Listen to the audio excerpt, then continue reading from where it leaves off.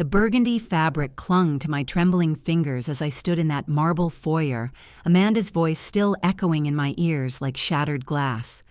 "We'd prefer if you left." 6 words that rewrote 64 years of believing I mattered to someone. The grandfather clock in the corner ticked away the seconds of my humiliation, while Connecticut's finest pretended not to stare at the grease-stained woman dripping on their Persian rug. My name is Margaret Sullivan, and 3 hours ago I thought I was finally being welcomed into my son's new family. Instead, I discovered that sometimes the stranger you help on a frozen roadside knows your worth better than the people who share your blood. Before this night ends, the most powerful woman in Connecticut will offer me something that will change everything. But first, let me tell you how a 64-year-old widow ended up being the most important person at the fanciest Christmas party in Greenwich. The morning started with ice. Not just any ice, but that particular Connecticut December kind that turns every surface into a skating rink and every drive into an adventure you didn't ask for. I stood at my apartment window watching the world turn crystal, my coffee mug warming palms that hadn't stopped shaking since David's call 3 days ago. "Mom, Amanda's family wants to meet you, really meet you this time."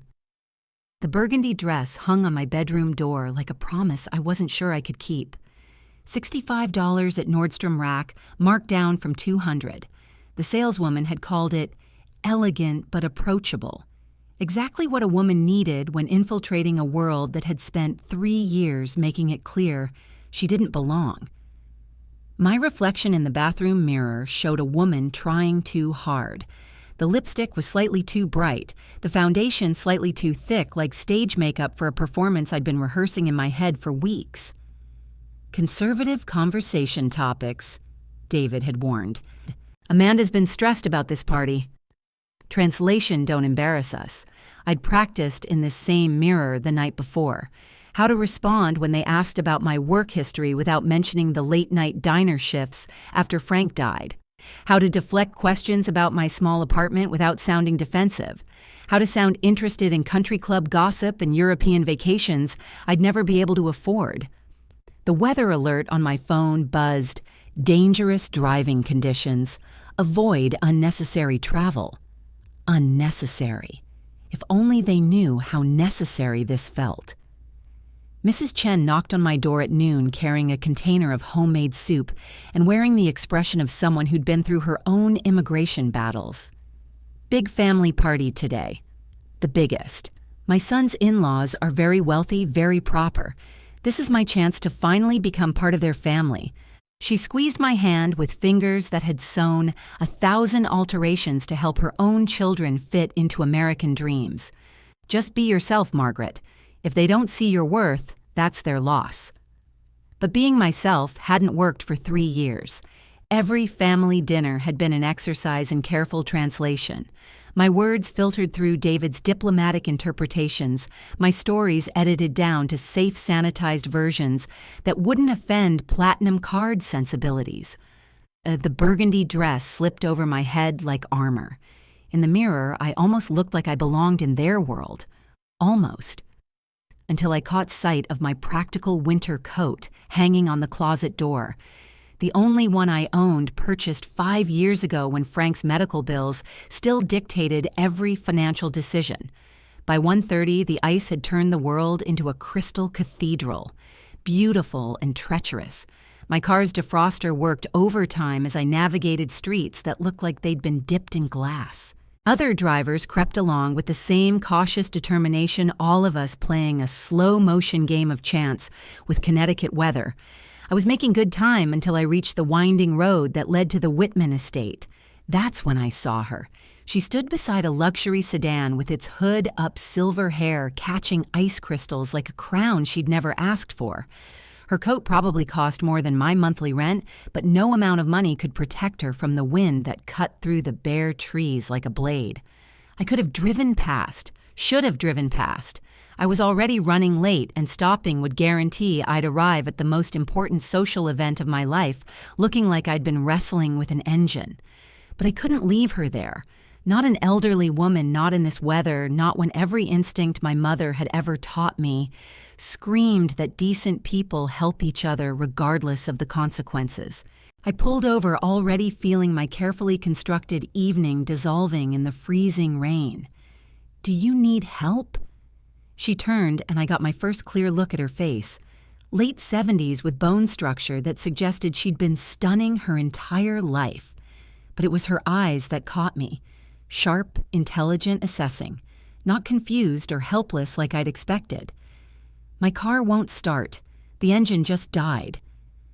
There was something familiar about her voice, something that made my chest tighten with recognition I couldn't place. But I was already getting out of my car, already committing to whatever came next. The freezing rain soaked through my coat immediately. I could feel my hair, so carefully styled 3 hours ago, beginning to collapse.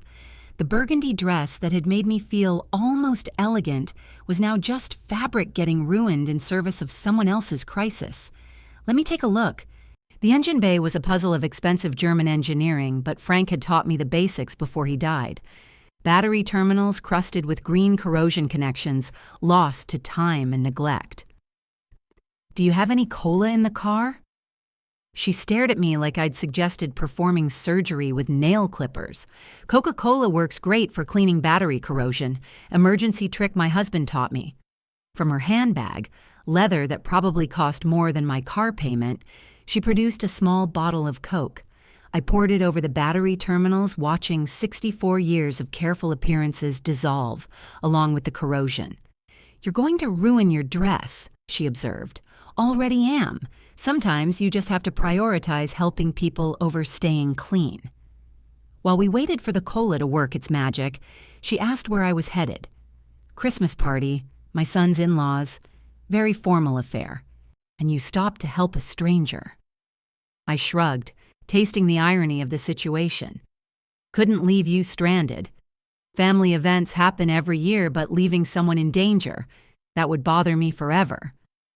Something shifted in her expression when I said that. The assessing gaze softened into something that looked almost like approval. "Try starting it now." The engine turned over smoothly and she smiled, the first genuine warmth I'd seen from her. "You're very kind. Not many people would have stopped, especially dressed for a formal party." I looked down at my outfit. The coat was soaked, the dress spotted with grease, my hair plastered to my head like seaweed. The elegant woman I'd been an hour ago was gone, replaced by someone who'd chosen compassion over vanity. "Well, I can't exactly show up to this party looking like this. Maybe I should just head home." "Nonsense. Anyone worth knowing will understand that you put kindness before vanity. And if they don't understand that they're not worth knowing." She reached into her purse and handed me an embossed business card. My heart stopped beating for exactly 3 seconds. Eleanor Wittman.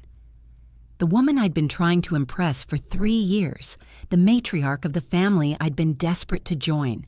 The grandmother Amanda always described as letting others handle the business decisions. You're Amanda's grandmother.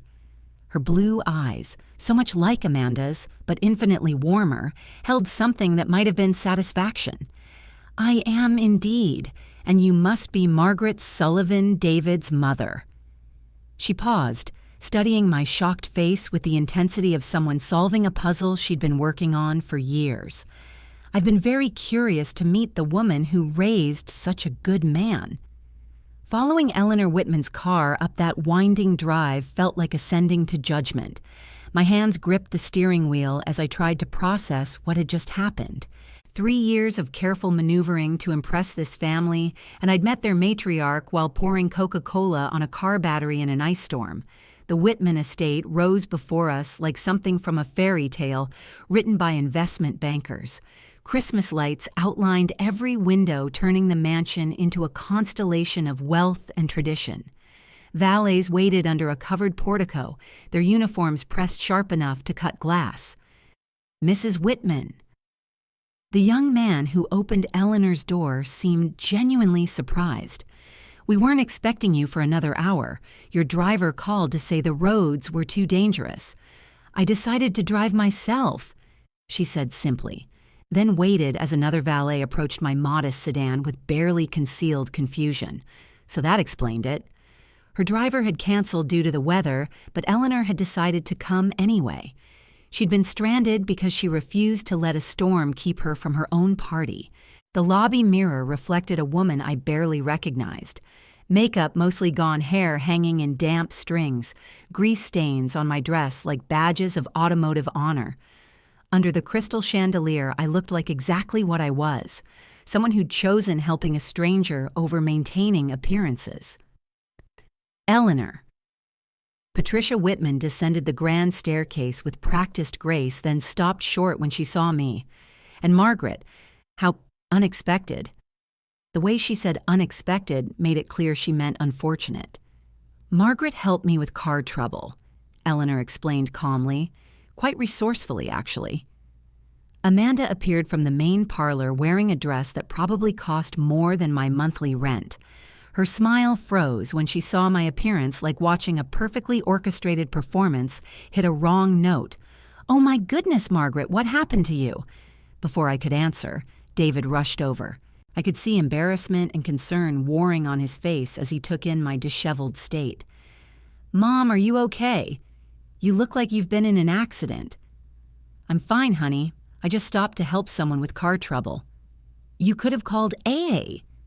Amanda said, her voice carrying a note of exasperation that suggested I'd deliberately chosen to ruin her perfect party. "Now you'll need to freshen up before meeting everyone." The main parlor fell quiet as we entered.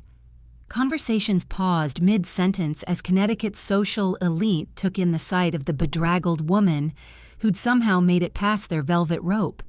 I felt every stare, every raised eyebrow, every whispered comment behind manicured hands.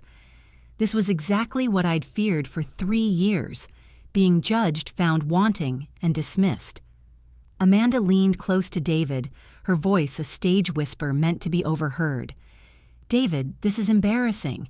Everyone's staring. Maybe she should go home and change. Come back later." But before David could respond, Amanda's father stepped forward. Richard Wittman had the commanding presence that came with inherited wealth and the assumption that his comfort mattered more than anyone else's dignity. "Margaret," he said, his tone politely glacial. "How good of you to join us, though perhaps you'd be more comfortable if you left to get cleaned up. We'd completely understand." The message was clear as champagne crystal. I wasn't welcome looking like this. Maybe I wasn't welcome at all. I felt my cheeks burn with shame and was about to excuse myself when Eleanor's voice cut through the awkward silence like a blade through silk.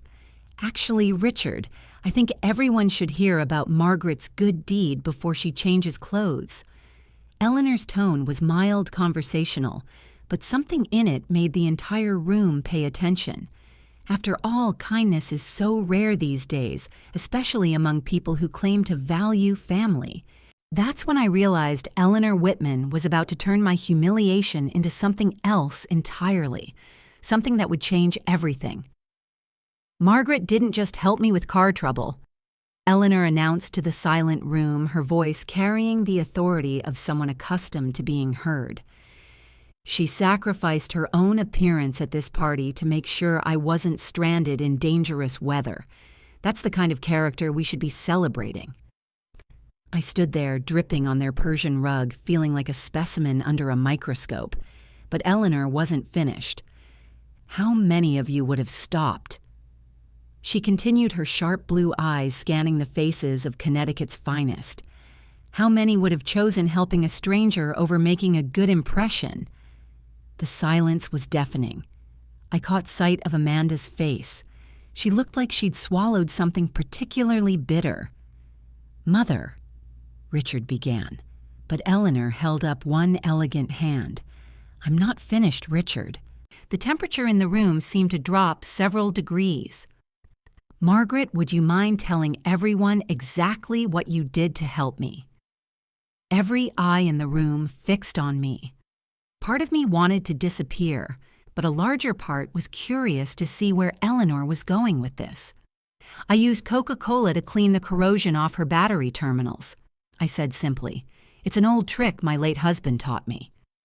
Murmurs rippled through the crowd. Someone actually giggled. Coca-Cola, Eleanor repeated thoughtfully.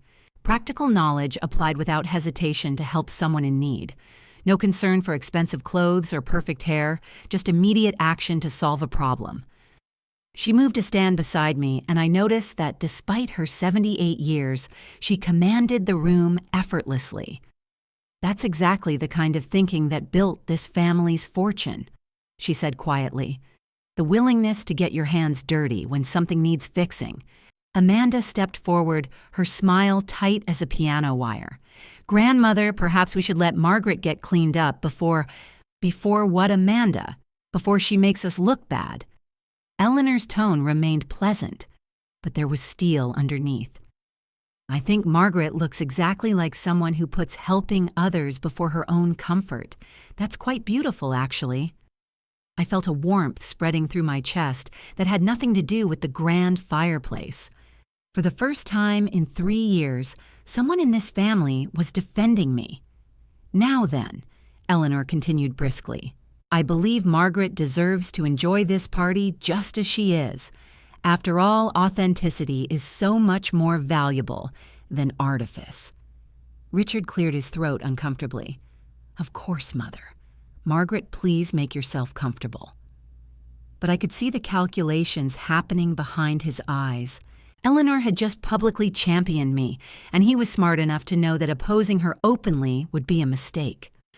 The crowd began to disperse back into smaller conversations, but I noticed the glances now carried curiosity rather than dismissal. Eleanor Wittman had just elevated my status with a few carefully chosen words. Thank you, I whispered to her. She smiled, and for a moment I saw a glimpse of something that looked almost like strategic satisfaction. My dear, we're just getting started.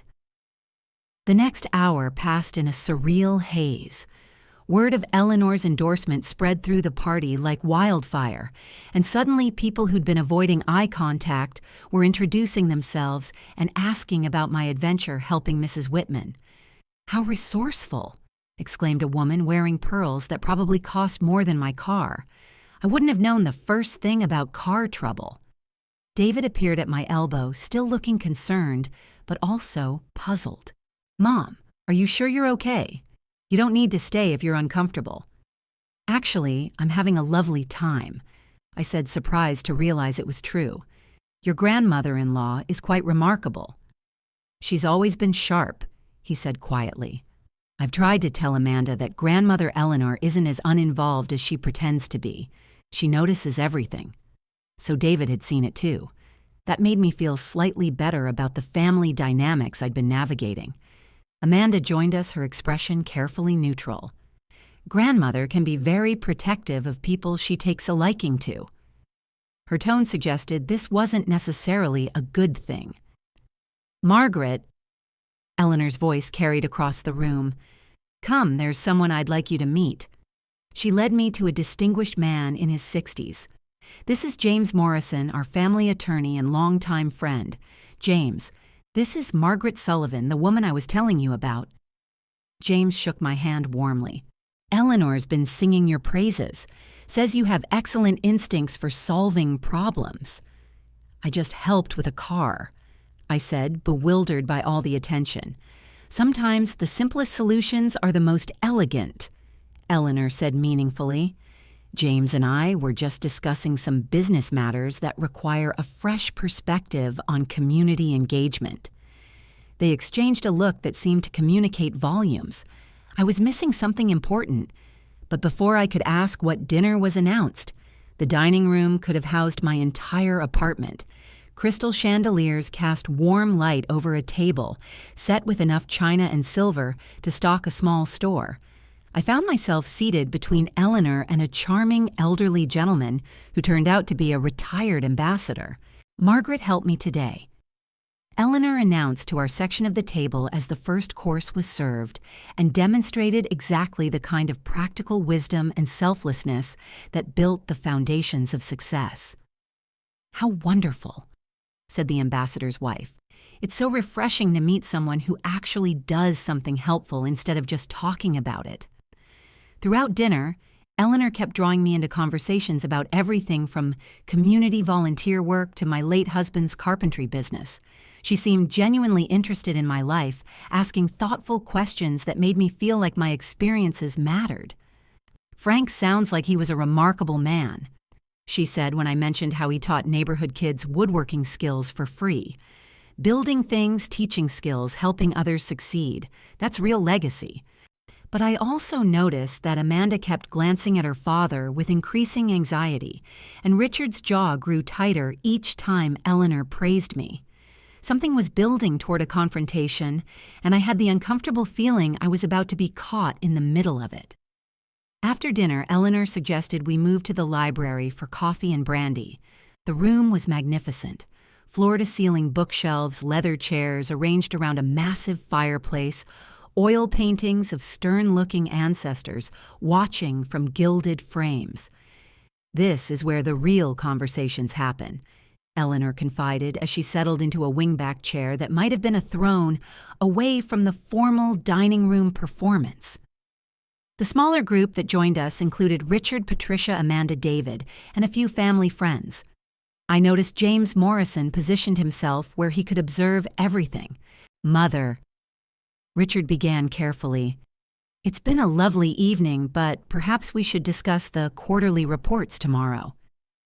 "Actually, I've been reviewing those," Eleanor interrupted smoothly. "Quite concerning reading, actually." Amanda and Richard exchanged a quick glance that made my internal radar ping. Something was definitely happening here that went beyond polite dinner conversation. "The company's doing well," Richard continued defensively. "Strong profits, steady growth. The restructuring I implemented has been very successful." "Financially successful, yes, but we seem to have lost sight of our founding values," Eleanor replied calmly. "When was the last time Wittman Industries contributed meaningfully to the community that built our success? Mother-community relations is expensive overhead. It's not overhead, Richard. It's responsibility." Eleanor stood and walked to a portrait near the fireplace. It showed a woman in her 40s wearing a simple but elegant dress from the late 1960s. She had Eleanor's bone structure and the same intelligent blue eyes. "This is me in 1969, Eleanor said calmly, "the year I started Wittman Industries with a $5,000 loan and a rented storefront in Hartford." The room went very quiet. I stared at the portrait, then at Eleanor, my mind racing. I was 23 years old, a young mother with big dreams and bigger determination. She continued, "Everyone told me that women couldn't build successful businesses. Instead of listening, I decided to prove them wrong." Amanda looked pale. "Grandmother, what are you saying?" "I'm saying that I built this company from nothing. Every contract, every expansion, every success came from my vision, my decisions, my willingness to work 18-hour days and solve problems other people couldn't solve." Richard shifted uncomfortably. "Mother, we all know you were instrumental in the early days. Not instrumental, Richard, foundational. I didn't help build Wittman Industries. I am Wittman Industries." Her voice remained calm, but there was steel underneath. "Your grandfather, Harold, was a wonderful husband and father, but he was a high school teacher. The business success came entirely from my work." She turned to look directly at me, and I saw something in her eyes that made my breath catch. Margaret reminded me today of who I used to be, who I still am underneath decades of letting others take credit for my work, someone who solves problems and helps people no matter how it looks to others. The implications hit me like a physical blow. This wasn't just about dinner party conversation. This was about power legacy and a family that had forgotten its roots. Eleanor Wittman wasn't just Amanda's grandmother. She was the founder, the source of everything.